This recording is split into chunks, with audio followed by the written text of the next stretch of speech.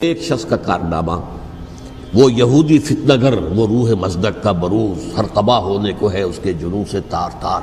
اسی طرح وہ عبداللہ ابن سبا یہودی فتنہ گر۔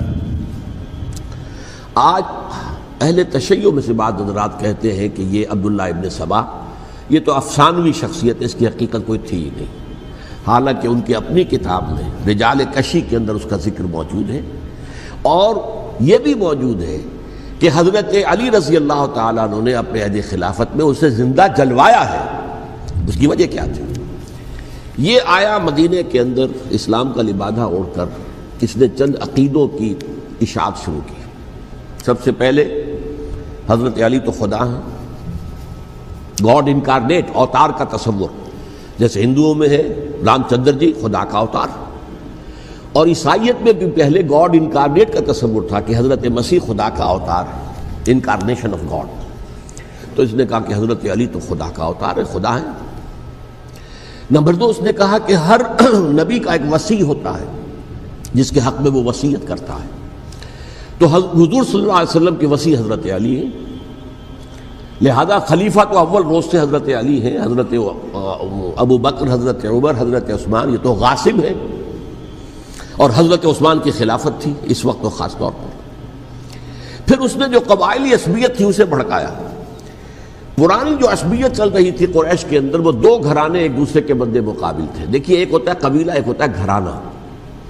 ہمارے پنجاب میں ایک قبیلہ ہے وٹو قبیلہ، اس کے گھرانے بہت سے، مانے کے، لالے کے، سجے کے، شامت کے، یعنی کوئی لالا تھا ان میں سے بڑا، ان کے بیٹے ہو گئے لالے کے، ان کی اولاد، خاندان یہ کہلاتے ہیں۔ قبیلہ ایک، یہ وٹو قبیلہ۔ تو قبیلہ تھا قریش، اس میں گھرانے بہت تھے، بنو ہاشم، بنو امیہ، بنو تیم، بنو عدی، یہ بہت سے گھرانے تھے۔ تو چوٹی کے دو گھرانے جو تھے وہ بنو ہاشم اور بنو امیہ، ان کے درمیان چپقلش تھی، مقابلہ، مسابقت، اور یہ مسابقت فی الخیر بھی ہوتی تھی۔ اگر انہوں نے غریبوں کو کھانے کھلائے ہیں تو ہم ان سے بڑھ کر کھلائیں گے، اگر وہ حاجیوں کی خدمت کرتے ہیں تو ہم ان سے بڑھ کر کریں گے۔ تو ان کے اندر یہ مسابقت فی الخیر بھی تھی، لیکن چپقلش تھی کہ کوئی ہم سے آگے نہ نکل جائے، وہ سمجھتا تھا وہ آگے نہ نکل جائے۔ اس شخص نے اس پرانی عصبیت کو تازہ کیا کہ حضور تو بنو ہاشم میں سے تھے، لہذا خلافت حق ہے بنو ہاشم کا، یہ غاصب ہیں۔ اس سے پہلے دو خلفاء جو تھے وہ نہ بنو ہاشم سے تھے نہ بنو امیہ سے تھے۔ حضرت ابو بکر بنو تیم میں سے تھے، چھوٹا قبیلہ تھا۔ حضرت عمر بنی عدی میں سے تھے، وہ بھی چھوٹا قبیلہ تھا۔ یہ حضرت عثمان پہلے خلیفہ جو بنو امیہ میں سے تھے، جن کی پرانی چپقلش بنو ہاشم سے تھی۔ اب اس کو موقع مل گیا کہ پرانی قبائلی عصبیت کو بھڑکائے۔ یہ ہے اصل میں اس فتنے کا پس منظر عبداللہ ابن سبا نے جو آ کر پھیلایا ہے، اور اس کی تفصیل میں اس وقت میں نہیں جا سکتا، کیسے یہ فتنہ پروان چڑھا، کیا انہوں نے اسٹریٹجی اختیار کی، کہ یہ کیا کرتے تھے، گروہ بنا کر بھیجتے تھے لوگوں کو، کوفے میں جاؤ تو وہاں پر دمشق کے گورنر کے خلاف اور مصر کے گورنر کے خلاف الزامات لگاؤ، اس نے یہ کیا، وہ غبن کر گیا، وہ یہ کر گیا، وہ خیانت کر رہا ہے، وہ رشتہ داروں کو پال رہا ہے، اور عثمان کے خلاف بھی تقریریں کرو رضی اللہ تعالیٰ عنہ۔ دمشق میں جاؤ تو کوفے کے گورنر کے خلاف، کیونکہ دمشق کے گورنر کے خلاف بات کرو گے تو لوگوں کو معلوم ہوگا کہ یہ جھوٹ بول رہے ہیں، لیکن یہ کہ وہاں تو تم بات کرو کوفے کے گورنر کے خلاف اور مصر کے گورنر کے خلاف اور حضرت عثمان کے خلاف۔ مصر میں جاؤ تو بات کرو کوفے کے اور شام کے گورنر کے خلاف اور حضرت عثمان کے خلاف۔ یہ انہوں نے ایسا اٹھایا، اور اس زمانے میں آپ کو معلوم ہے ذرائع رسل و رسائل تھے نہیں، نہ اس فتنے کی پتہ چل سکا جب تک کہ وہ فتنہ جو ہے پوری طرح برگ و بار لا کر تراور درخت نہیں بن گیا۔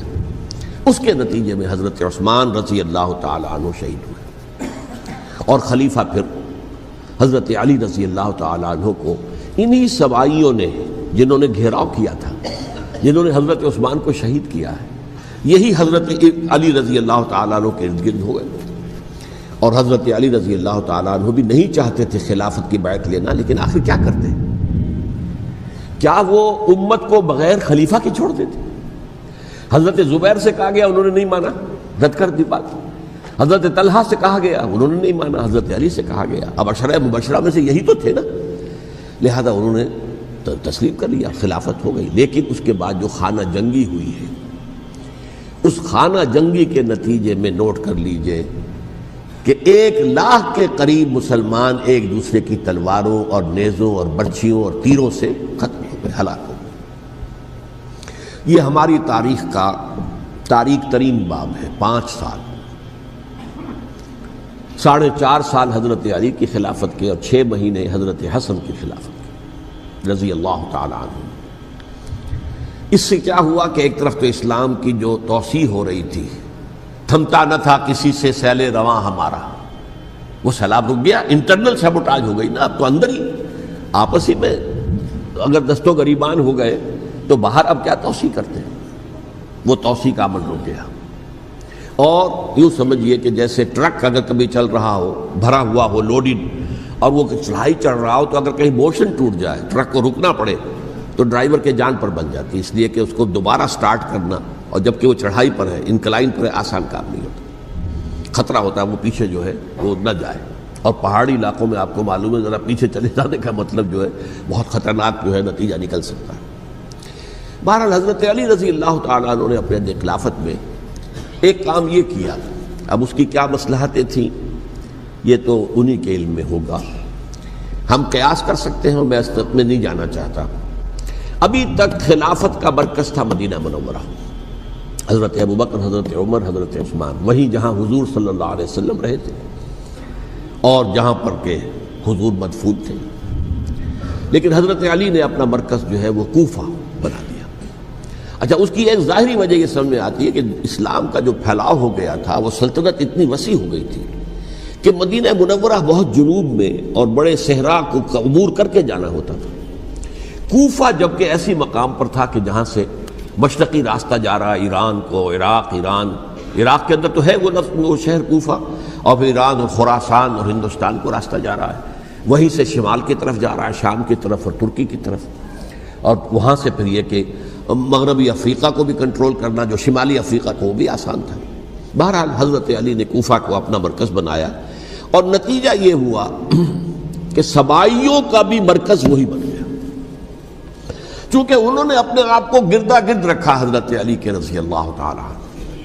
اب ظاہر بات ہے کسی پرٹیکولر پرسن کے خلاف تو کوئی مقدمہ موجود تھا نہیں، بلکہ جب جنگ جمل ہو رہی تھی، ابھی جنگ نہیں ہوئی تھی، حضرت عائشہ، حضرت طلحہ، حضرت زبیر وہ لے کر آئے تھے ایک لشکر اس مطالبے کے لیے کہ حضرت عثمان کے قاتلوں کو سزا دی جائے، قصاص لیا جائے۔ حضرت علی رضی اللہ تعالیٰ عنہ سے گفت و شنید ہو رہی تھی، حضرت علی جو ہے اس پر آمادہ ہو گئے کہ ٹھیک ہے، میں جو بھی قاتلین عثمان ہیں ان کو گرفتار کر کے سزا دوں گا۔ عین اسی وقت کوفے کی مسجد کے اندر جو ہے 10,000 کا مجمع کھڑا ہو گیا، ہم سب قاتل عثمان ہیں، لو ہم سے بدلہ کہاں سے لوگے۔ اور انہوں نے کیا کیا، جاتے ہی جنگ چھیڑ دی، اور جب چھڑ جائے تو یا مرو یا مارو، اس کے علاوہ تو کوئی چارہ کار ہوتا ہی نہیں۔ ایک رات میں 10,000 مسلمان شہید ہوئے، جن میں 2 عشرہ مبشرہ میں سے حضرت زبیر اور حضرت طلحہ رضی اللہ تعالیٰ عنہ۔ تو یہ صورت تھی، سبائیوں نے گھیراؤ کیا حضرت علی کا رضی اللہ تعالیٰ۔ حضرت معاویہ دعوے دار نہیں تھے خلافت کے، قطعاً نہیں، ان کا صرف ایک دعویٰ تھا، اور وہ یہ تھا کہ عثمان کے قاتلوں کو گرفتار کرو، یا خود سزا دو یا ہمارے حوالے کرو، ہم اس سے قصاص لیں گے۔ اس لیے کہ قبیلہ بنو امیہ کا تھا، اور حضرت امیر معاویہ بنو امیہ میں سے، تو ایک خاندانی طور پر جو ہے ہم قصاص لیں گے ان سے جنہوں نے قتل کیا ہے حضرت عثمان کو۔ لیکن یہاں ظاہر بات ہے کہ حضرت علی رضی اللہ تعالیٰ عنہ کی طرف سے مطالبہ یہ ہوتا تھا، تم پہلے میری بیعت کرو، میرے ہاتھ مضبوط کرو تاکہ میں ان کے خلاف کوئی اقدام کر سکوں۔ لیکن انہیں یہ اندازہ تھا کہ اگر میں نے بیعت کی تو ظاہر بات ہے کہ حضرت علی تک پہنچنے سے پہلے مجھے گردن اڑا دیں گے یہ لوگ، اس لیے کہ سبائی جو ہے وہ آپ کو گھیرے ہوئے۔ بہرحال ایک عجیب الجھاؤ، ایک ڈائلیما تھا جس کی وجہ سے یہ جنگ چلتی رہی، اور حضرت علی رضی اللہ تعالیٰ عنہ کو انہی کے شیعان علی ہی کے اندر سے وہ جماعت علیحدہ ہوئی تھی جس کو ہم خوارج کے نام سے جانتے ہیں، اور ایک خارجی ملجم ابن ملجم ہی نے حضرت علی کو شہید کیا رضی اللہ تعالیٰ عنہ۔ پھر حضرت حسن رضی اللہ تعالیٰ عنہ، اب دیکھیے کس قدر صحیح بات تھی جو حضرت علی رضی اللہ تعالیٰ عنہ نے فرمائی جب ان سے کہا گیا کہ کیا ہم آپ کے بیٹے حسن کے ہاتھ پر بیعت کر لیں رضی اللہ تعالیٰ عنہ۔ فرمایا نہ میں تمہیں اس کا حکم دیتا ہوں نہ میں اس سے روکتا ہوں، یہ تمہارا معاملہ ہے، امرہم شورا بینہم، تم اپنے باہمی مشورے سے جو فیصلہ کرو گے ٹھیک ہے، میں نہ حکم دیتا ہوں نہ روکتا ہوں. اس کا کیا مطلب ہے؟ باپ کے بعد بیٹے کی خلافت ہرگز حرام نہیں ہے، ورنہ کہتے کیسے ہو سکتا ہے میرا بیٹا؟ نہیں، یہ نہیں کہا آپ نے. حضرت عمر سے بھی کہا گیا تھا کہ اپنے بیٹے کو نامزد کر دیں، عبداللہ ابن عمر کو، تو انہوں نے جواب میں کیا کہا؟ اسے تو طلاق دینی بھی نہیں آتی. انہوں نے اپنی کسی زوجہ کو طلاق دی تھی اور اس میں جو صحیح ترین طریقہ ہے وہ اختیار نہیں کیا تھا. انہیں طلاق دینے تک نہیں آتی تو میں اسے خلیفہ بنا دوں. یہ نہیں کہا تھا کہ باپ کے بعد بیٹا خلیفہ نہیں ہو سکتا، یہ تو نہیں تھا. کہیں حرام نہیں ہے، نہ کتاب و سنت میں، نہ کوئی حدیث ہے، نہ کہیں قرآن مجید میں. تو حضرت علی نے بھی فرمایا رضی اللہ تعالی، نہ میں روکتا ہوں نہ حکم دیتا ہوں، یہ تمہارا اپنا معاملہ ہے. بہرحال حضرت حسن رضی اللہ تعالی عنہ نے حضرت امیر معاویہ سے صلح کر لی، خلافت ان کے سپرد کر دی. دیکھیے، میں حضرت ابوبکر، حضرت عمر، حضرت عثمان، حضرت علی کے ساتھ حضرت حسن کے دور خلافت کو بھی خلافت راشدہ میں سے سمجھتا ہوں. اور تبھی 30 سال پورے ہوتے ہیں اس حدیث کے مطابق کہ حضور نے فرمایا خلافت 30 برس رہے گی، پھر ملوکیت آ جائے گی. تو حضرت حسن کا بہت بڑا کارنامہ یہ ہے کہ اس خانہ جنگی کا دروازہ بند کر دیا. اور یہ پیشن گوئی تھی حضور کی صلی اللہ علیہ وسلم حضرت حسن کو، جب بچے تھے حضور کے انتقال سے پہلے، میرا یہ بیٹا مسلمانوں کے 2 گروہوں میں صلح کرائے گا. یہ حضور کی پیشن گوئی تھی، اور وہ پیشن گوئی حضرت حسن کے علم میں بھی ہوگی یقیناً. بہرحال انہوں نے صلح کی حضرت امیر معاویہ کے ساتھ رضی اللہ تعالی عنہ، خلافت ان کے حوالے کر دی، اور کچھ شرائط تھیں طے ہو گئی. اللہ خیر صلی اللہ. حضور کی تو یہ پیشن گوئی جو ہے صحیح ثابت ہوئی کہ میرا یہ بیٹا مسلمانوں کے 2 بڑے گروہوں کے درمیان صلح کرا دے گا. اور سبائیوں نے انہیں طعنے دیے، یا عار المومنین، اے مومنوں کے لیے موجب عار، موجب شرم، تم نے بزدلی دکھائی ہے، تم نے امیر معاویہ کو خلیفہ تسلیم کر لیا، تم نے بزدلی دکھائی. معاذ اللہ ثم معاذ اللہ ثم معاذ اللہ. اب میں کچھ باتیں حضرت امیر معاویہ کے بارے میں کہنا چاہتا ہوں، اس لیے کہ وہاں اس میں نے حضرت معاویہ کے بارے میں یہ تو بہت شدت کے ساتھ کہا تھا، اور میں اب بھی اس پر قائم ہوں اور پوری طریقے سے قائم ہوں. میرا مستقل موقف یہی ہے کہ حضرت معاویہ رضی اللہ تعالیٰ عنہ کے دور خلافت کو ہم خلافت راشدہ میں شامل نہیں سمجھتے، اہل سنت میں سے کوئی بھی نہیں سمجھتا. لیکن اس کے ساتھ میں نے حضرت امیر معاویہ کے کچھ مناقب بھی بیان کیے تھے تاکہ پلڑا جو ہے ترازو کا اس کے دونوں پلڑے سامنے آ جائیں. لیکن یہ کہ وہ حصہ میرے اس بیان کا نکال دیا گیا، ختم کر دیا گیا. یہ میں نہیں جانتا کہ اس میں کیا مصلحت دیکھی گئی ہے. اس میں تو کسی کے لیے کوئی معاملہ ایسا نہیں تھا، کسی کے جذبات کو جو ہے وہ ٹھیس پہنچانے والا. کیونکہ میں نے کہا وہ خلیفہ راشد نہیں تھے، صاف میں نے کہا، بلکہ وہ دور ملوکیت کا آغاز ان سے ہو گیا ہے. بلکہ جب ایک صاحب نے یہ کہا کہ کربلا کے بعد سے دور ملوکیت آ رہی تھی، تو میں نے کہا نہیں جناب، دور ملوکیت تو 20 سال پہلے پوری ہو چکی تھی، شروع ہو چکی تھی. حضرت امیر معاویہ کے بھی 20 سال جو ہے وہ دور ملوکیت میں شمار ہوتے. انہیں کسری العرب بھی کہا گیا، عرب کے کسریٰ، جو شہنشاہ ایران کا خطاب تھا، حضرت معاویہ رضی اللہ تعالیٰ عنہ کو کسری العرب کہا گیا، عرب کا کسریٰ یہ. لیکن دوسری طرف یہ ہے کہ وہ صحابی رسول ہیں رضی اللہ تعالیٰ، حضور کے برادر نسبتی بھی ہیں، حضور کے سالے ہیں. ان کی ہمشیرہ ام حبیبہ حضور کی زوجہ محترمہ ہیں، ام المومنین ہیں، ام حبیبہ رضی اللہ تعالیٰ عنہ. پھر کس قدر معتمد علیہ تھے حضور کے کہ کاتبان وحی میں شامل تھے. وحی کی کتابت کرنے والے چند لوگ تھے جنہیں کہ حضور کہتے تھے کہ اب یہ آیت لکھ لو. ان میں سے ایک امیر معاویہ بھی رضی اللہ تعالیٰ. تو بڑے توازن کی ضرورت ہے. دیکھیے صحابہ کرام کا جہاں تک تعلق ہے، اہل سنت کا موقف یہ ہے کہ صحابہ کلہم عدول، صحابہ سب کے سب نیک نیت ہیں، اور ان کی روایت جو ہے قبول کی جائے گی، رد نہیں کی جائے گی، ان پر کوئی جرح و تعدیل نہیں ہوگی. اس لیے کہ ان کا تزکیہ محمد رسول اللہ صلی اللہ علیہ وسلم نے کیا تھا. لہٰذا یہ تو ہو سکتا ہے کہ کسی صحابی سے کوئی خطا ہو جائے، لیکن وہ خطا اجتہادی ہوگی، نیت کی خطا نہیں ہوگی، نیت کی غلطی نہیں ہوگی. اگر کسی صحابی کی نیت پر حملہ کیا جائے تو یہ اصل میں طعن ہے، حملہ ہے حضور پر کہ وہ تربیت دے نہیں سکے اپنے ساتھیوں کو. معاذ اللہ ثم معاذ اللہ ثم معاذ اللہ، وہ تزکیہ کر ہی نہیں سکے. 3 جگہ جو قرآن میں آیا ہے یتلو علیہم آیاتہ ویزکیہم، تو کیا تزکیہ کیا؟ اگر ان کے قریب ترین ساتھی جو تھے، اگر ان کے اندر بھی بدنیتی تھی اور دنیا کی طلب تھی، اور دنیا کے اندر اقتدار حاصل کرنے کا جذبہ تھا، تو پھر کیا تزکیہ کیا؟ معاذ اللہ ثم معاذ اللہ۔ لہذا صحابہ سب کے سب عدول ہیں اور ان سے اختلاف ممکن ہے، لیکن ان کی نیت پر حملہ نہیں ہو سکتا۔ تو حضرت امیر معاویہ کی شخصیت ایک چیز ہے، آپ کا دور خلافت دوسری چیز ہے۔ شخصیت کے اعتبار سے صحابی رسول ہیں، برادر نسبتی ہیں حضور کے صلی اللہ علیہ وسلم، اور پھر یہ کہ اس قدر معتمد علیہ ہے صحابہ میں سے کہ وہ کاتبان وحی، یہ عام آدمی کے کرنے کا کام نہیں تھا جو وحی کی کتابت کرے، اللہ کے کلام کی۔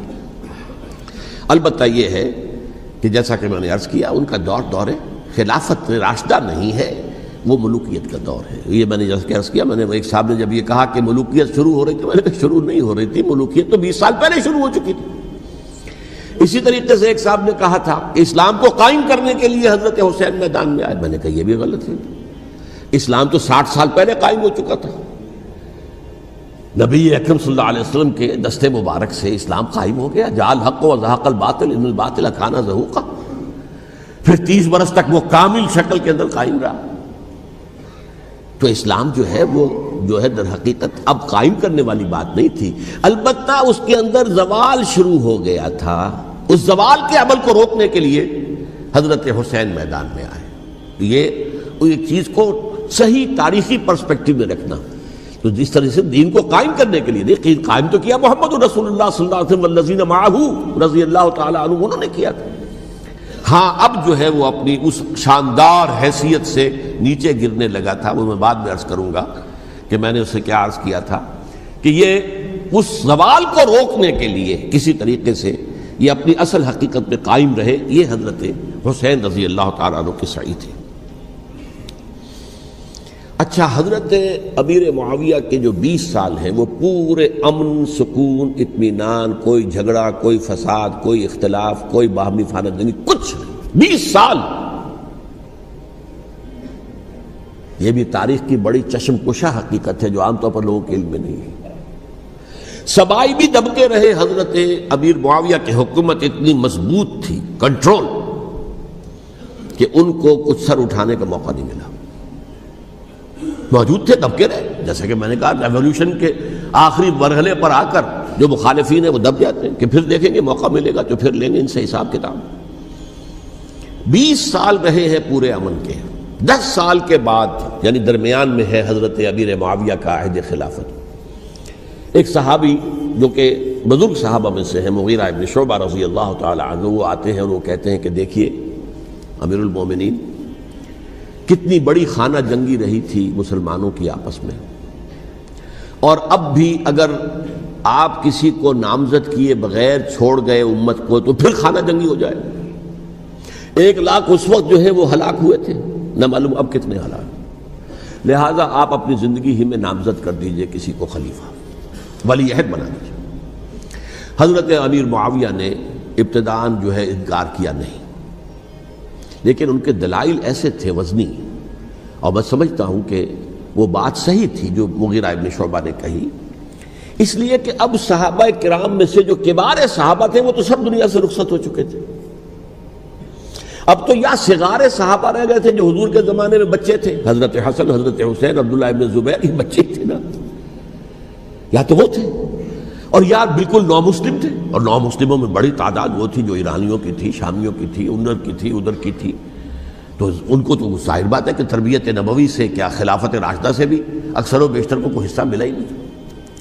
تو اس صورت میں اب وہ اعلیٰ ترین معیار پر حکومت کے نظام کو قائم کرنا ممکن نہیں ہے۔ کوئی قبائلی عصبیت جب تک حکومت کی پشت پر نہیں ہوگی، حکومت مستحکم نہیں ہوگی۔ یہ گویا کہ ایک جس کو کہتے ہیں کہ حقیقت بینی، واقعیت پسندی، ایک آئیڈیلزم ہے اور ایک ریئلزم ہے کہ آپ فیکٹس آن دی گراؤنڈ کو غور کریں، سوچیں اس کے اوپر اور پھر کوئی فیصلہ کریں۔ اس اعتبار سے پھر حضرت امیر معاویہ نے بات مان لی اور بیعت لے لی لوگوں سے حضرت یزید کے لیے کہ یہ خلیفہ ہوں گے میرے بعد، اس کو ولی عہدی کہتے ہیں۔ اچھا، اس وقت 5 افراد ایسے تھے کہ جنہوں نے اس سے اختلاف کیا، یہ بات بہت اہم ہے۔ میرا کتابچہ ہے سانحہ کربلا، اس کے کچھ نسخے آج یہاں ہوں گے، آپ لوگ پڑھیے اسے غور سے اور پھیلائیے تاکہ حقیقت سامنے آئے۔ 5 افراد کون تھے جو ہونے چاہیے؟ ابو بکر فوت ہو گئے، ان کے بیٹے عبد الرحمن ابن ابی بکر، عمر فوت ہو گئے، ان کے بیٹے عبداللہ ابن عمر، عباس فوت ہو گئے، ان کے بیٹے عبداللہ ابن عباس، زبیر فوت ہو گئے، ان کے بیٹے عبداللہ ابن زبیر، اور حضرت حسن جو ہے ان کا انتقال ہو چکا تھا، حضرت علی کے بیٹے حضرت حسین رضی اللہ تعالی عنہ مجمعین۔ حضرت حسن کے بارے میں ایک فریق کا کہنا یہ ہے کہ انہیں زہر دے کر ہلاک کیا گیا، اہل تشیع کا قول یہ ہے، جبکہ اہل سنت کہتے ہیں کہ نہیں، وہ اپنی جو بھی طبی موت تھی اس سے ان کی وفات۔ لیکن میں اس میں نہیں جانا چاہتا، اس لیے کہ یہ مائکرو ہسٹری جو ہے نا، وہ تو ایک ایک واقعے کے لیے ادھر کی روایات کیا، ادھر کی کیا ہیں، ان کے پاس کیا دلائل، یہ تو کسی ریسرچ اسکالر کا موضوع ہے، میرا موضوع نہیں ہے۔ لیکن بہرحال یہ 5 حضرات تھے جنہوں نے ولی عہدی کی بیعت نہیں کی، لیکن حضرت معاویہ اتنے حلیم الطبع انسان تھے، انہوں نے جبر نہیں کیا، کوئی تشدد نہیں کیا۔ ٹھیک ہے، ولی عہدی کی بیعت نہیں کر رہے، کوئی بات نہیں، میری بیعت تو کی ہوئی ہے نا، ابھی تو میں زندہ ہوں، بات ختم ہو گئی، میری بیعت کو تو نہیں توڑا انہوں نے، فسخ بیعت نہیں کی۔ اس اعتبار سے انہوں نے نہ کوئی تشدد کیا، نہ جبر کیا، نہ کوئی مواخذہ کیا۔ لیکن جب امیر معاویہ کا انتقال ہو گیا، اب ولی عہدی کی بجائے وہ اب خلافت کی بیعت ہوئی، سب لوگوں نے بیعت کر لی۔ ان 5 میں سے ایک فوت ہو چکے تھے، حضرت عبد الرحمن ابن ابی بکر فوت ہو چکے رضی اللہ تعالی، 4 تھے، ان 4 میں ایک اختلاف ہوا۔ 2 کی رائے یہ تھی، عبداللہ ابن عمر، عبداللہ ابن عباس، کہ اگرچہ یہ کام غلط ہوا ہے، اسلام کی روح کے منافی ہوا ہے، یہ بادشاہت کی بنیاد پڑ رہی ہے، لیکن یہ بات ایسی نہیں ہے کہ اس کی بنا پر ہم خانہ جنگی شروع کروا دیں، امت کے اندر خون خرابہ کروائیں، فساد کروائیں۔ لہذا انہوں نے بیعت کر لی۔ اب کوئی اگر یہ کہے معاذ اللہ کہ وہ بک گئے تھے یزید کے ہاتھ میں، معاذ اللہ ثم معاذ اللہ، وہی بات آپ اختلاف کر سکتے ہیں کہ انہیں نہیں کرنی چاہیے تھی، یہ کوئی رائے رکھے، مجھے اختلاف نہیں، لیکن ان کی نیت پر حملہ کریں گے تو حملہ محمد رسول اللہ پر ہوگا صلی اللہ علیہ وسلم۔ عبداللہ ابن عمر کون ہے؟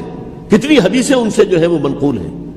عبداللہ ابن عباس کون ہے؟ جنہیں حضور نے جو ہے جن کے لیے دعا کی تھی، اے اللہ فقہہ فی الدین وعلمہ التاویل، اے اللہ اس نوجوان کو دین کا فہم عطا کر اور قرآن کی تعویل اور تفسیر کا علم عطا کر، حبر الامہ کہلاتے ہیں۔ وہ کہیں پیسوں اور ٹکوں کے عوض بک جانے والے نہیں تھے، انہوں نے امت کی مصلحت دیکھی، نیت جو ہے اس پر حملہ نہ کیجئے، البتہ اختلاف کا حق آپ کو حاصل ہے۔ 2 حضرات جو ہے ڈٹے رہے کہ نہیں، ہمیں کم وٹ میں ریزسٹ کرنا ہے۔ عبداللہ ابن زبیر عمر کے اعتبار سے وہ بڑے ہیں، مسلمانوں میں سب سے پہلے ولادت مدینے میں جا کر جو ہوئی ہے وہ عبداللہ ابن زبیر کی ہوئی ہے۔ ہجرت کر کے جب مہاجرین وہاں پہنچے، کچھ عرصے تک کسی کے ہاں کوئی اولاد نہیں ہوئی، تو لوگوں نے تانے دینے شروع کر دیے کہ معلوم ہوتا ہے کہ یہاں آ کر یہ مکے کے رہنے والے جو ہیں کمزور ہو گئے ہیں، ان کے ہاں اولاد ہی نہیں ہو رہی۔ پھر عبداللہ ابن زبیر کی ولادت ہوئی ہے، یہ حضرت ابو بکر کے نواسے ہیں، حضور کی زوجہ محترمہ حضرت عائشہ کی بہن، حضرت دیکھیے ابھی نام نکل گیا ہے جی، حضرت اسماء رضی اللہ تعالی عنہا عنہما، یہ ان کے صاحبزادے ہیں، حضرت زبیر کے بیٹے۔ ان کا فیصلہ ہوا کہ ہمیں رجسٹ کرنا ہے کم وٹ میں، ایٹ اینی کاسٹ۔ حضرت حسین ابن علی رضی اللہ تعالی عنہما کا بھی فیصلہ ہوا کہ ہمیں رجسٹ کرنا ہے کم وٹ میں۔ البتہ ان میں بھی ایک اختلاف ہو گیا، یعنی یہ 2 تو جڑے رہے، ان 2 میں اختلاف ہو گیا۔ عبداللہ ابن زبیر کا کہنا یہ تھا کہ ہمیں حجاز میں رہنا چاہیے، یہ سرزمین ہے جس میں نبوت کی برکات سب سے زیادہ ہیں، یہاں ہم مضبوط قلعے کے اندر ہیں، ہمیں یہاں سے جو ہے رجسٹ کرنا چاہیے اور ختم کرنا چاہیے اس نظام کے اندر جو خرابی آ گئی ہے اس کو۔ حضرت حسین رضی اللہ تعالیٰ عنہ کے پاس خطوط کا تانتا بنا ہوا تھا، کوفے سے لوگ خط لکھ رہے تھے، آئیے آئیے آئیے، ہم آپ کے ہاتھ پر بیعت کریں گے، ہم آپ کے ہاتھ پر بیعت کریں گے، ہم آپ کے ہاتھ پر بیعت کریں گے۔ یہی وہ کوفہ جو حضرت علی کا دارالخلافہ رہا تھا اور جو پھر صبائیت کا گڑھ بن گیا تھا۔ چنانچہ حضرت حسین نے حضرت مسلم بن عقیل کو بھیجا وہاں پر کہ میرے نمائندے کی حیثیت سے جا کر وہاں پر بیعت لو۔ 10-12 ہزار افراد نے بیعت کر لی، لیکن اس کے بعد یزید کی طرف سے گورنر بنا کے بھیجا گیا ابن زیاد کو ابن زیاد نے آ کر جو تشدد کیا اور سختی کی تو سب کے سب بیعت توڑ کر اور سب منحرف ہو گئے. مخلصین تو وہ تھے نہیں. الکوفی لایوفی، کوفی جو ہے وہ تو کوئی وعدہ وفا کرنے والا ہوتا ہی نہیں، بیعت توڑ دی. فمن نقص فانما ينقص على نفسه، بیعت کے بعد بیعت توڑ دینا بہت بڑا گناہ ہے، توڑ دی. ادھر اطلاع مل گئی حضرت حسین کو، چل چکے تھے وہ، راستے میں تھے کہ وہاں تو مسلم بن عقیل شہید ہو گئے اور سب لوگوں نے بیعت توڑ دی. اب واپس جانا چاہتے تھے لیکن مسلم بن عقیل کے بیٹے جو ہے اڑ گئے. یہ عرب کی اپنی ایک جو ہے پرانی ان کی حمیت اور ان کا قبائلی نظام کہ اب ہم اپنے والد کے خون کا قصاص لیے بغیر نہیں جائیں گے. حضرت حسین رضی اللہ تعالیٰ عنہ کی مروت اور شرافت کہ یہ میرا ساتھ دینے کے لیے آئے تھے، اب میں ان کا ساتھ نہ دوں تو یہ تو شرافت اور مروت کے خلاف ہے. کہا اچھا چلو چلتے. وہاں جا کر بھی عین اپنے میدان کے اندر بھی حضرت حسین رضی اللہ تعالیٰ عنہ نے 3 چیزیں پیش کی ان کوفیوں کے لشکر کے خلاف. سب سے بڑا لشکر کے اندر سب سے بڑے تو کوفی تھے جنہوں نے بیعتیں کی ہوئی تھی حضرت حسین کے ساتھ. دیکھو مجھے جانے دو واپس حجاز کی طرف، یا مجھے سرحدوں پر بھیج دو تاکہ میں کافروں کے ساتھ جنگ کرتے ہوئے اپنی جان دے دوں، یا مجھے یزید کے پاس جانے دو، میں اپنا معاملہ اس سے طے کر لوں. لیکن کوفیوں کو یہ گوارا نہیں تھا. اگر یہ یزید کے پاس پہنچ گئے تو ہمارا کچا چٹھا بیان کر دیں گے کہ مجھے تو ان لوگوں نے برگلا کر بلایا تھا. اس لیے کہ دیکھیے حضرت امیر معاویہ کے 20 سالوں کے دوران میں بتا چکا ہوں ان کی حکومت اتنی مستحکم تھی کہ اس کے خلاف کوئی فتنہ اٹھانا ممکن نہیں تھا. اب چونکہ چینج اوور ہوا تھا، اور چینج اوور میں آپ کو معلوم ہوتا ہے کہ ایک جس کو کہتے ہیں every thing is in the melting پاٹ، ابھی تو یہ درمیان کے اندر معاملہ ہے، تو انہیں موقع ملا، سر اٹھایا حضرت حسین رضی اللہ تعالیٰ عنہ کو. جو خطوط لکھے جس کے کہ تھیلے کے تھیلے اور بوریوں کی بوریاں بھری ہوئی حضرت حسین کے ساتھ تھی، وہ کہا کہ آئیے ہم آپ سے بیعت کریں گے. انہوں نے نہیں مانا. اور اصل میں حضرت حسین کے قاتل وہ کوفی ہیں، وہ بزدل، وہ منافق جنہوں نے بیعت کر کے بیعت توڑی. اور اب وہ آ گئے کہ اگر یہ حسین رضی اللہ تعالیٰ عنہ بچ کر کہیں یزید کے پاس پہنچ گئے تو پھر ہمارا کچا چٹھا جو ہے وہ سامنے آ جائے گا اور ہماری پھر شامت آ جائے گی. لہذا انہوں نے قتل کیا حضرت حسین کو رضی اللہ تعالیٰ. ایک بات جو علامہ ڈاکٹر قلب صادق نے فرمائی، اور میرے علم میں یہ بات پہلے نہیں تھی، وہ یہ کہ حضرت حسین کے قتل کا فتویٰ ایک بہت بڑے مفتی نے دیا تھا. یہ بات بھی ذرا سمجھ لیجیے. حضرت حسین رضی اللہ تعالیٰ عنہ کے قتل کا فتویٰ ایک بہت بڑے مفتی نے دیا تھا. کیوں دیا تھا؟ اس لیے کہ حضور کی احادیث موجود ہیں کہ جب ایک شخص کی ایک خلیفہ کی بیعت ہو جائے تو دوسرا اگر کھڑا ہو تو اسے قتل کر دو. کھلی حدیث. اسی لیے ایک بہت بڑے مفسر بھی ہیں، فقیہ بھی ہیں، قاضی ابن العربی رحمۃ اللہ علیہ. ایک ابن عربی ہیں الف لام کے بغیر، ابن عربی، وہ بہت بڑے صوفی ہیں، فلسفی ہیں، اندلس کے ہیں. یہ قاضی ابن العربی ہیں جنہوں نے قرآن کی ایک تفسیر لکھی ہے اس اعتبار سے کہ صرف ان آیات کی تفسیر جن سے کہ فقہی احکام جو ہیں ان کا استنباط ہوتا ہے. یہ 2 تفسیریں اس طور سے لکھی گئی ہیں قرآن مجید کی. احکام القرآن ان کا نام ہے دونوں کا، جن میں سے ایک جو ہے قاضی ابن العربی کی ہے. ان کا ایک جملہ نقل ہوتا ہے، قتل الحسین بسیف جدہ، حسین قتل ہو گئے اپنے ہی نانا کی تلوار سے. وہ تلوار کیا تھی؟ جب کسی کی بیعت ہو چکی ہو پھر کوئی کھڑا ہو مدعی خلافت، قتل کر دو. میرے نزدیک حضرت حسین مدعی خلافت نہیں تھے. یہ بات اس وقت سامنے لوگوں کے نہیں آئی، بلکہ حکومت نے یہ باور کرا دیا کہ یہ تو باغی ہے، یہ مدعی ہے خلافت کے. انہوں نے تو دعویٰ نہیں کیا خلافت کا، وہ تو صرف اس عمل کو روکنے کے لیے میدان میں آئے تھے. اور اس بات کو اچھی طرح سمجھ لیجئے کہ اس وقت تک یہ جو تصور آج ہمارے پاس ہے کہ ریاست علیحدہ ہے، حکومت علیحدہ ہے، state of Pakistan, we are loyal to the state of Pakistan, ہم ریاست پاکستان کے وفادار ہیں، گورنمنٹ آف پاکستان کے وفادار نہیں ہیں. We are not loyal to the government. Government تو کبھی بے نظیر کی تھی، ہم اس کے خلاف تحریک چلا رہے تھے، یا کبھی کسی اور کی تھی اس کے خلاف تحریک چل رہی ہے، یا کبھی ضیاء الحق کی تھی اس کے خلاف تحریک چل رہی ہے۔ گورنمنٹ کو بدلنا تو عوام کا حق ہے، آج، اس وقت نہیں تھا۔ اس وقت ریاست اور حکومت کا کوئی فرق نہیں تھا، لہذا جو حکومت سے اختلاف کرے گویا کہ باغی ہے۔ یہ ہے اصل میں وہ پیچیدہ مسئلہ کہ کیوں کسی مفتی نے فتویٰ دے دیا، اس لیے کہ اس وقت تک ریاست اور حکومت کا فرق واضح نہیں تھا دنیا پر۔ یہ تو ابھی کوئی 100-150 سال کی بات ہے کہ آج ہمارا جو پولیٹیکل سائنس کا ایولیوشن ہوا ہے وہ اس سٹیج تک پہنچ گیا ہے کہ اسٹیٹ علیحدہ ہے، حکومت علیحدہ ہے۔ حکومت تو اسٹیٹ کے 3 آرگنز میں سے ایک آرگن ہے، ایڈمنسٹریشن حکومت کی ہے، جوڈیشری ہے اور لیجسلیچر ہے، 3 آرگنز ہیں بڑے بڑے، ان میں سے ایک ہے۔ تو حکومت کو بدلنا تو عوام کا حق ہے، چاہے وہ ووٹ کے ذریعے بدلے، چاہے ایجیٹیشن، اگر پرامن ایجیٹیشن ہے اس سے حکومت کو بدلنے کا حق حاصل ہے دستوری طور پر ہر اعتبار سے۔ اس وقت یہ نہیں تھا، لہذا صورتحال یہ بن گئی کہ حکومت وقت نے باور کرا دیا مسلمانوں کو، ورنہ سوچئے نواسۂ رسول کو قتل کرنا کوئی آسان کام تھا؟ آخر سب کلمہ گو تھے کہ نہیں تھے؟ کلمہ گو تو تھے نا، اور حضور سے عقیدت اور محبت میں کمی، لیکن یہ کہ فتویٰ اگر ایک بہت بڑے مفتی کا، جو کہ حضرت علامہ ڈاکٹر قلب صادق صاحب نے فرمایا، مجھے اس مفتی کا نام بھی معلوم نہیں، کہ ایک مفتی ہی کا فتویٰ تھا وہ، جس کے بنا پر اب ان لوگوں نے حضرت حسین کو قتل کیا، اور یہی وجہ ہے کہ انہوں نے پھر خیموں کو بھی آگ لگا دی۔ وائی؟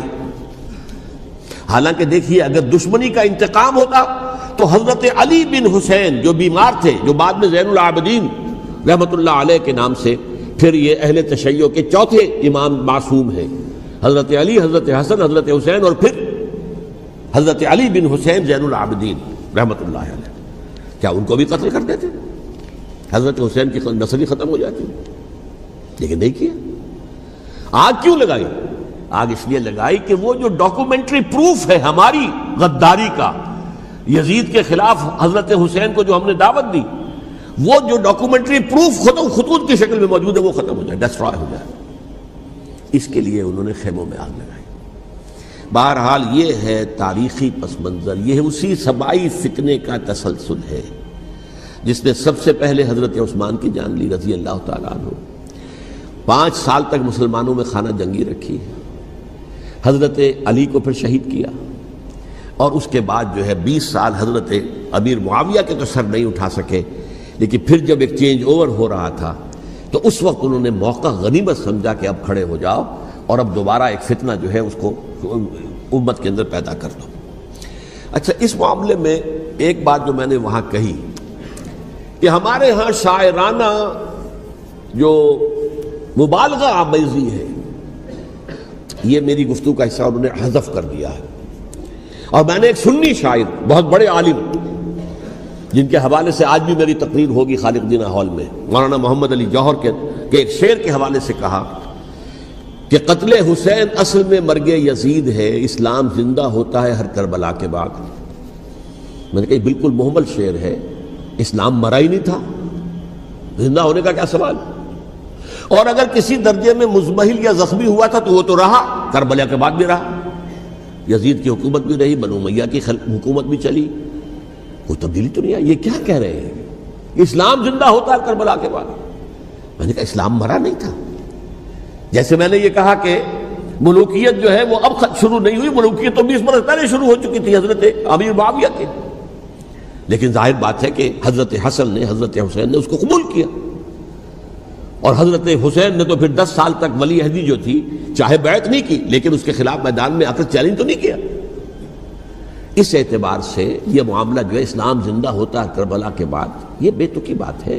ہاں، حضرت شاہ اسماعیل شہید رحمت اللہ علیہ کی اگر میں تشبیہ کو، تمثیل کو سامنے رکھوں تو اسلام کی عمارت 6 منزلہ ہے، 6ٹھی منزل ٹاپ کی وہ گر گئی، 5 منزلیں انٹیکٹ تھیں، اسلام مرا نہیں تھا۔ عدالت میں شریعت کے مطابق فیصلے ہو رہے تھے، قاضی تھے، مفتی تھے، شریعت نافذ تھی، اسلام کہاں مرا تھا؟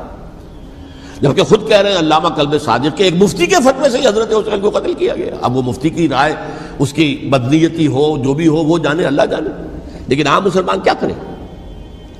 اس پہلو سے اسلام مرا نہیں تھا. ہاں ایک منزل گر گئی تھی، وہ گری نہیں، 1000 برس تک گری نہیں، یہاں تک کہ آ کر مغربی امپیریلزم نے اس کے گرایا، ملوکیت کا معاملہ ختم کیا اور وہ جبرین ملوکیت دوسری آ گئی.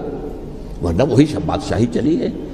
بلکہ دور بنو امیہ میں وہ بادشاہی پوری طرح اس نے بالوں پر نہیں نکالے تھے، اصل بالوں پر تو اس نے نکالے ہیں دور بنو عباس میں آ کر. اور پھر سلاطین جو ہے ترک، جو ترک خلفاء ہیں، ان کا بھی بادشاہت تھی اور کیا تھا، وہ خلافت تو نہیں تھی.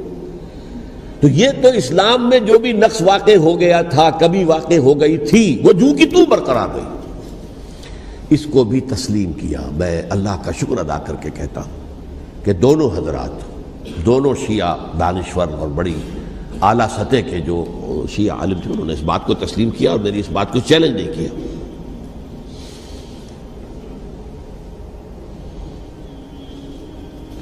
اصل میں تیسری بات میں نے یہ کہی کہ دیکھیے حضرت حسین رضی اللہ تعالی عنہ کی اس شہادت کے بعد، اس کے بعد واقعہ حرہ بھی ہوا جو واقعہ کربلا سے بھی بعض اعتبارات سے زیادہ بھیانک اور زیادہ گھناؤنا واقعہ ہے. بنو امیہ کی تاریخ ہے جس کو لوگ جانتے ہی نہیں. مدینہ کے کچھ لوگوں نے بغاوت کی اور انہوں نے اس کے خلاف فوج بھیجی، اور فوج کو جب مدینہ فتح کر لیا 3 دن کے لیے حلال کر دیا، جو چاہو کرو، یہاں جسے چاہو مارو، جسے چاہو لوٹو، جس کا گھر چاہو برباد کرو، جس عورت کو چاہو ریپ کرو.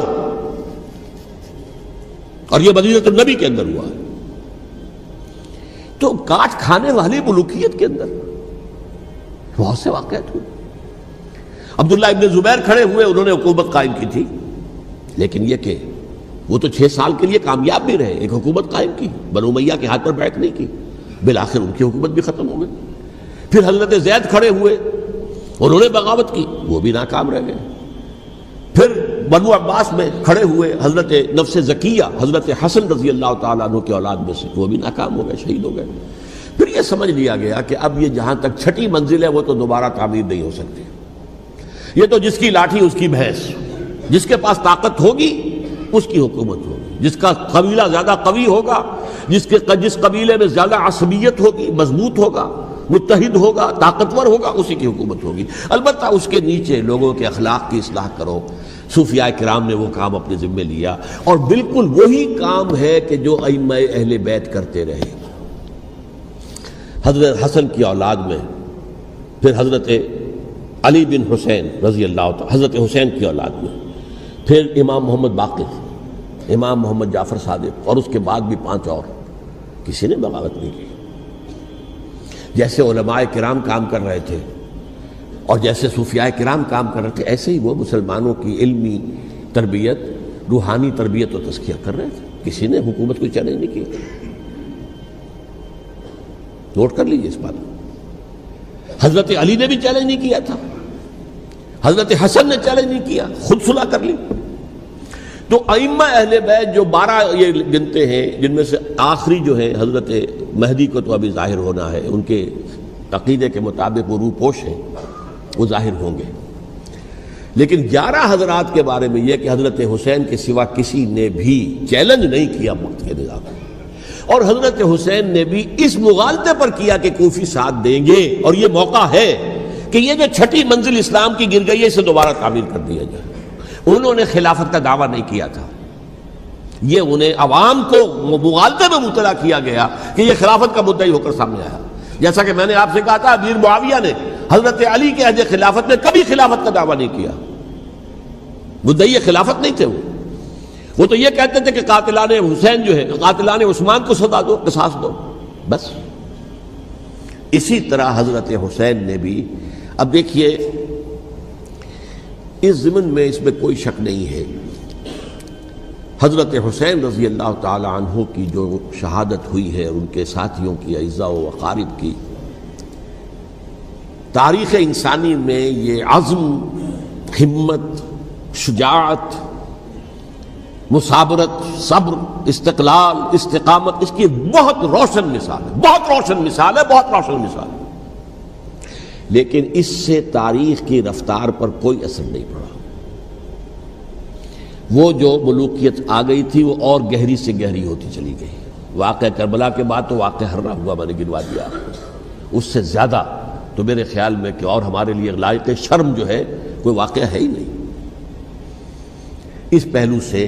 لیکن حضرت حسین کا ایک، اب ان کو یہ کہ میں مطلب یہ کہ اگر میں ان کے ہاتھ پر بیعت کر لیتا ہوں جو کہ اس وقت سامنے موجود تھے کہ یزید کی بیعت تمہارے ہاتھ پر کرتا ہوں، تو گویا کہ اپنے آپ کو سرنڈر کر دیتے۔ وہی خطرہ جو امیر معاویہ کو تھا کہ مجھے وہ تو پہنچنے بھی نہیں دیں گے علی تک رضی اللہ تعالیٰ عنہ، اور مجھے پہلے ہی شہید کر دیں گے، یہی خطرہ حسین کو تھا رضی اللہ تعالیٰ عنہ کہ مجھے یزید تک پہنچنے نہیں دیں گے، پہلے قتل کر دیں گے۔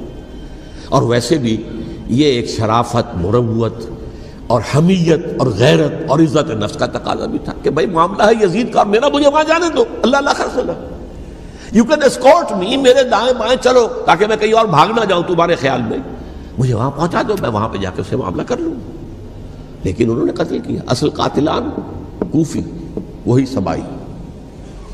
البتہ یہ ہے کہ اس واقعے کی جو یادگار ہے اس میں کوئی شک نہیں ہے کہ اس نے مسلمانوں میں سے ایک گروہ کے دل میں قربانی اور شہادت کا جذبہ بہت پیدا کیا، اس میں کوئی شک نہیں۔ اور جس طریقے سے کہ عاشورہ محرم میں یاد منائی جاتی ہے، جس طریقے سے اس نے اہل تشیع کے اندر قربانی کا جذبہ بے انتہا پیدا کر دیا، اگرچہ وہ جذبہ بروئے کار نہیں آتا، اس لیے کہ ان کے ہاں یہ عقیدہ ہے، یہ طے ہے کہ جب تک حضرت مہدی ظاہر نہیں ہوں گے ہم کسی کے خلاف بغاوت نہیں کریں گے۔ یہ پوری تاریخ میں ان کا معاملہ رہا، تمام جو ہے ائمہ اہل بیت کا معاملہ رہا، جب تک مہدی نہیں آتے keep sitting and keep waiting, wait and see, that's all. یہ تو خمینی صاحب نے کیا ہے، آیت اللہ خمینی صاحب نے، کہ انہوں نے یہ ایران کے شیعوں کو باور کرایا کہ بھائی جب آئیں گے حضرت مہدی آ جائیں گے، لیکن ہم اب ہاتھ پر ہاتھ رکھ کر بیٹھے رہیں، باطل کو چیلنج بھی نہ کریں، ہمیں کچھ تو کرنا چاہیے، وہ ہاتھ پاؤں ہلانے چاہیے، اور کچھ نہیں تو مہدی کا راستہ جو ہے صاف کرنا چاہیے، تمہید کرنی چاہیے، ان کے راستہ ہموار کیا جائے۔ تو یہ ان کی بڑی عظمت ہے آیت اللہ خمینی صاحب کی کہ اہل تشیع ایران کے جو ہے ان سے انہوں نے یہ بات منوا لی کہ ہم بالکل انرٹ نہیں بیٹھے رہیں گے، بلکہ اب انہیں نائب امام قرار دے کر اور ولایت فقیہ کے فلسفے کے حوالے سے، یہ دو چیزیں ان کی جو ہیں بنیادی فلسفے کی ہیں، وہ اس وقت میرا موضوع نہیں ہے، انہوں نے عوام کو ایسا کھڑا کیا ہے کہ 20,000 سے لے کر 30,000 کے درمیان انسانوں نے جانیں دے دی، عورتوں کے جلوس نکلے، شیرخوار بچہ گود میں ہے عورت کے اور گولی کھا رہی ہے اور مر رہی ہے، گر رہی ہے۔ آپ سوچئے زندگی کتنی عزیز ہوتی ہے، اور شیرخوار بچے کے لیے ماں کی جو زندگی ہے، اس ماں کو اپنی زندگی کتنی عزیز تر ہوگی کہ اپنے لیے نہیں تو اس بچے کے لیے مجھے جینا ہے، لیکن نہیں، گولیاں کھائیں اور گری۔ یہ جذبہ انہی میں ہے۔ واقعہ یہ ہے کہ اہل سنت کے اندر یہ جذبہ نہ ہونے کے برابر ہے، یہ میں واشگاف الفاظ میں کہہ رہا ہوں۔ پورے عالم اسلام میں صرف شیعہ ایران ایسا نکلا ہے کہ جس نے بادشاہت کا خاتمہ کیا، باقی سعودی عرب میں بادشاہت بیٹھی ہوئی ہے، ڈٹ کر بیٹھی ہوئی، اربوں ڈالر کا ایک ایک محل بنتا ہے ان بادشاہوں کا، اور سنی سن ہے، سن، کوئی حرکت نہیں۔ وہ تو اب جو حرکت ہو رہی ہے وہ اینٹی امریکن حرکت ہے جو ہو رہی ہے، وہ در حقیقت وہ مسئلہ بالکل دوسرا ہے جو اس وقت ہو رہا ہے، لیکن یہ کہ عالم اسلام میں کوئی تحریک ایسے نہیں اٹھی۔ یہ اہل تشیع میں ہے جو بالکل استثنائی بات ہے کہ انہوں نے جو ہے ایک ایسا بادشاہ جس کو کہا جاتا تھا کہ اس کا جو اسلحہ خانہ ہے وہ ایشیا میں سب سے بڑا اسلحہ خانہ ہے، جو 2500 سالہ پرانی جو ایک عظمت تھی ایران کی، اس کو دوبارہ تازہ اور زندہ کرنا چاہتا تھا۔ 2500 سالہ برسی اس نے منائی تھی، اس کے لیے ایک شہر آباد کیا تھا کہ خسرو یا سائرس یا ذوالقرنین قرآن مجید کی اصطلاح میں اس کی یادگار بنائی تھی، اور وہ سوچ رہا تھا کہ وہی عظمت دوبارہ ایران کی ہوگی جو کہ خسرو کے زمانے میں تھی، جس کا قرآن مجید میں سورہ کہف کے اندر ذکر ہے، مشرقی فتوحات، مغربی فتوحات، شمالی فتوحات۔ تو وہ بادشاہ ہے اس کو بھاگنا پڑا ہوا قربانی کی وجہ سے۔ تو یہ جو ہے واقعہ کربلا نے، اس میں کوئی شک نہیں ہے کہ ایک ایسی مشعل روشن کی ہے جس کو کہ ہر شخص کو دیکھنا چاہیے۔ یہ بھی انسان، جیسے کہ اقبال نے ایک شعر کہا تھا غالب کے لیے، فکر انسان پر تیری ہستی سے یہ روشن ہوا ہے، پرے مرغ تخیل کی رسائی تاک ہو جا، تو فکر انسان پر حضرت حسین کی قربانی سے یہ واضح ہوا ہے کہ انسان کس حد تک جا سکتا ہے قربانی دینے کے لیے اپنے کسی مقصد کے لیے۔ مقصد ان کا جو تھا، میں نے اسی لیے آیت پڑھی تھی، معاذ اللہ ثم معاذ اللہ۔ میں ایک آخری بات جو کہہ رہا ہوں وہ نوٹ کر لیجئے، ایک خاص انتہائی نقطۂ نظر کے عام کیے جانے کی وجہ سے سنیوں میں بھی ایک انتہائی رد عمل پیدا ہوا ہے، ایکسٹریم رائٹسٹ سنیز۔ اگر ایک طرف سے حملہ کیا گیا ہے حضرت عثمان کی نیت پر، ان کو خیانت کا الزام لگایا گیا، ان پر اقربا پروری کا الزام لگایا گیا، حضرت ابو موسیٰ شریف پر خیانت اور غداری کا الزام لگایا گیا، یہ ساری چیزیں اگر صحابہ کرام کے اوپر ہوئی ہیں، امیر معاویہ پر، امیر اور عمرو بن العاص پر، تو جواب میں کچھ لوگ کھڑے ہو گئے، حضرت علی وہ اقتدار کے طالب تھے، معاذ اللہ ثم معاذ اللہ ثم معاذ اللہ۔ یہ اہل سنت کا موقف نہیں ہے۔ حضرت حسین اقتدار کے طالب تھے، ہرگز نہیں، ہرگز نہیں، ہرگز نہیں۔ وہی اصول جو میں نے بتایا تھا سب کے لیے لاگو رہے گا، وہ امیر معاویہ کے لیے ہے تو حضرت علی کے لیے بھی، حضرت حسین کے لیے بھی ہے۔ یہ نیک نیت ہے، آپ ان کی کسی رائے سے اختلاف کر سکتے ہیں لیکن ان کی نیت پر حملہ نہیں کریں گے۔ نیت پر حملہ کریں گے آپ کا ایمان بالرسالت جو ہے وہ مجروح ہو جاتا ہے۔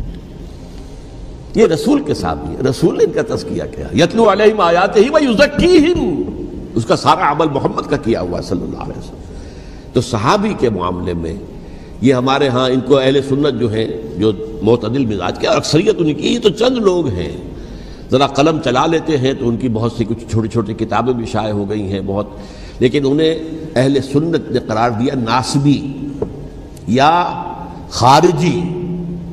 جیسے خوارج نے کہا تھا حضرت علی بھی کافر ہے اور حضرت امیر معاویہ بھی کافر ہیں، حضرت عمرو بن العاص بھی کافر ہے، معاذ اللہ ثم معاذ اللہ۔ ایسے ہی کچھ لوگ حضرت حسین پر بھی الزام لگاتے ہیں کہ اقتدار کی ہوس اور طلب کے اندر انہوں نے یہ سارا سفر کیا تھا، اور بس یہ ہے کہ وہ جو بازی تھی وہ ہار گئے، اللہ اللہ خیر صلی اللہ، اس سے آگے کیا ہے معاملہ؟ نہیں، معاذ اللہ ثم معاذ اللہ۔ اسی لیے میں نے آیت آج جو پڑھی تھی ایک اور جو بہت بظاہر آپ کو معلوم ہوئی ہوگی، غیر متعلق ہے میرے آج کے عنوان سے، تلک الدار الآخرۃ نجعلھا للذین لا یریدون علوا فی الارض ولا فسادا۔ یہ سورہ قصص کے آخری آیات میں سے، دیکھو یہ آخرت کا گھر جو ہے وہ ہم خاص کر دیں گے ان لوگوں کے لیے جو اس زمین میں اپنے اقتدار کے طالب نہیں ہوتے۔ زمین میں اقتدار کے طالب ہوگے فساد ہو جائے گا، تم بھی طالب میں بھی طالب، جھگڑا ہوگا، لڑائی ہوگی، دنگا ہوگا، فساد ہوگا۔ تلک الدار الآخرۃ نجعلھا للذین لا یریدون علوا فی الارض ولا فسادا۔ جو لوگ زمین میں اپنے اقتدار کے طالب اور اس کے نتیجے میں فساد پیدا کرنے والے نہیں ہیں، ان کے لیے ہم نے آخرت کا گھر خاص کیا ہے۔ والعاقبۃ للمتقین، اور عاقبت جو ہے، انجام کار، آخرت جو ہے وہ تو متقیوں کے لیے ہے۔ اسی میں آئیں گے سب صحابہ کرام، خواہ وہ حضرت علی ہے رضی اللہ تعالیٰ عنہ، اور خواہ وہ حضرت امیر معاویہ ہیں، حضرت عثمان ہیں رضی اللہ تعالیٰ عنہما، خواہ حضرت حسن ہیں، حضرت حسین ہیں رضی اللہ تعالیٰ عنہما، خواہ عبداللہ ابن زبیر ہیں، خواہ عبداللہ ابن عباس ہیں، خواہ عبداللہ ابن عمر ہیں رضی اللہ تعالیٰ عنہم اجمعین۔ اس اصول کو سامنے رکھ کر اختلاف آپ کر سکتے ہیں کسی سے بھی، لیکن کسی کی نیت پر حملہ کریں گے تو اصل میں آپ کا ایمان بالرسالت مجروح ہو جائے گا۔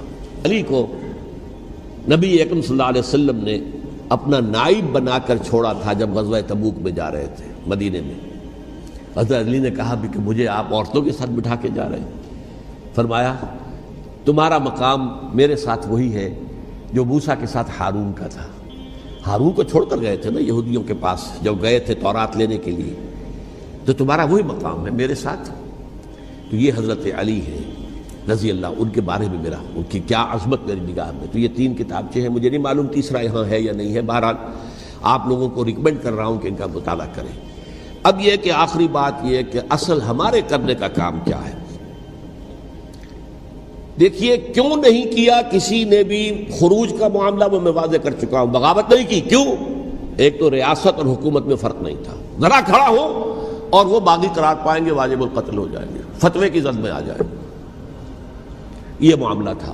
اور دوسرے یہ کہ عمارت پوری گری نہیں تھی، ایک منزل گری تھی نا۔ آج ہم کہاں کھڑے ہیں؟ پوری عمارت گری ہوئی ہے، نہ شرعی عدالتیں ہیں، نہ شرعی فیصلے ہیں، نہ احکام الہی نافذ ہے، نہ حدود اور قصاص کے معاملات، کچھ بھی نہیں۔ ہمارا فرض کیا ہے؟ حضرت حسین کی مدح کرتے رہیے، تعریف کرتے رہیے، صحابہ کرام کی مدح کرتے رہیے، مدح صحابہ، اس کے لیے مجلسیں قائم ہو رہی۔ بھائی کر کیا رہے ہو؟ تھے تو آبا وہ تمہارے ہی، مگر تم کیا ہو؟ ہاتھ پر ہاتھ دھرے منتظر فردا ہو۔ تلک امۃ قد خلت لہا ما کسبت ولکم ما کسبتم۔ وہ تو ایک امت تھی جو چلی گئی، اللہ کے ہاں پہنچ گئے۔ جو کچھ انہوں نے کمایا وہ ان کے لیے، تمہارے لیے نہیں ہے۔ تمہارے لیے وہ ہوگا جو تم کماؤ گے۔ ہمارے لیے راستہ اب یہی ہے کہ خلافت راشدہ کے مکمل نظام کو اثر نو قائم کرنے کے لیے منہج انقلاب نبوی کو اختیار کریں۔ میری کتاب اس پر، کیسٹس اس پر، آڈیو کیسٹس، ویڈیو کیسٹس، سی ڈیز، نہ معلوم ڈی وی ڈی، سب کچھ موجود ہے۔ سیرت النبی پر تو میں عرض کر چکا ہوں، فلسفہ سیرت النبی سمجھنا ہے تو میری کتاب پڑھیے، ورنہ سیرت النبی آپ پڑھ لیں گے، واقعات معلوم ہو جائیں گے، فلسفہ سیرت سامنے نہیں آئے گا۔ اس کا آپ مطالعہ کریں گے میری کتاب سے۔ اور دوسرے یہ کہ یہ خلافت قائم کرنے کے لیے جو جد و جہد ہم کر رہے ہیں، تحریک خلافت پاکستان جس کا میں داعی ہوں ادنا سا، وہ تنظیم نہیں ہے، میں اس کا امیر نہیں، وہ ایک تحریک ہے۔ جیسے تحریک پاکستان کہلاتی تھی جس کی تنظیم تھی مسلم لیگ، پارٹی کا نام مسلم لیگ تھا، لیکن تحریک پاکستان۔ اس طرح تحریک خلافت پاکستان وہ ہم نے چلائی ہے تنظیم اسلامی کے تحت۔ یہ خلافت جب پہلی چلی تھی آج سے 84 سال قبل، نومبر 1921 میں خالد دینہ ہال میں وہ مقدمہ چلا تھا، جس کے نتیجے میں بڑے بڑے جو لیڈر تھے ہمارے، مولانا محمد علی جوہر اور مولانا حسین مدنی اور مولانا ابوالکلام آزاد، ان سب کو 2 سال کی قید کی سزا سنائی گئی تھی، بغاوت، مقدمہ بغاوت، یہ خالد دینہ ہال۔ اسی میں سن 91 یا 92 میں میں نے 3 دن تقریریں کی تھیں، جن میں آج سے پھر میں 3 تقریریں کرنے والا ہوں، ایک آج شام کو، ایک کل شام کو رات 9 بجے، آج بھی کل بھی، ایک پرسوں اتوار کی صبح کو 10 بجے ہے کیا 11 بجے۔ تو ان میں آپ حضرات شرکت فرمائیں، تاکہ اصل جو ہمارے کرنے کا کام ہے، تاریخ کو بھی سمجھنا چاہیے، تاریخ کے عوامل کیا ہیں، کیا پس پردہ عوامل کار فرما تھے، کیا کسی شے کی اصل حقیقت ہے، وہ سمجھنا چاہیے۔ لیکن یہ ہے کہ اس اعتبار سے میں نے جب یہ لفظ استعمال کیا تھا اس مذاکرے میں، لپ سروس، کہ یہ ہم صرف لپ سروس کرتے رہے، مدح کے بیان کرتے رہے، منقبت بیان کرتے رہے، حضور کی نعتیں کہتے رہے، تو اس سے تو بات نہیں بنے گی جب تک کہ وہ فرض منصبی شہادت علی الناس کا جو ہمارے ذمے ہے بحیثیت امت محمد صلی اللہ علیہ وسلم اس کو ادا نہ کرے۔ مجھے خوشی ہے کہ اس کی بھی تائید دونوں حضرات نے کی، ہاں یہ لپ سروس کا معاملہ ہے۔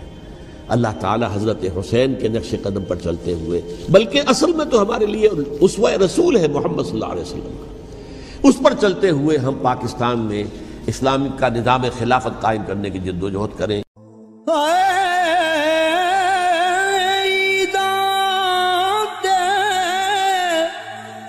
شب رات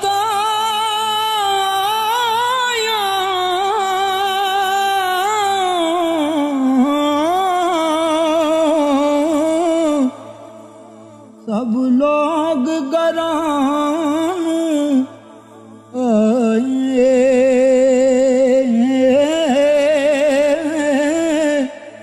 او نہیں آئے او پرت محمد جو آپ ہتھیں دفنا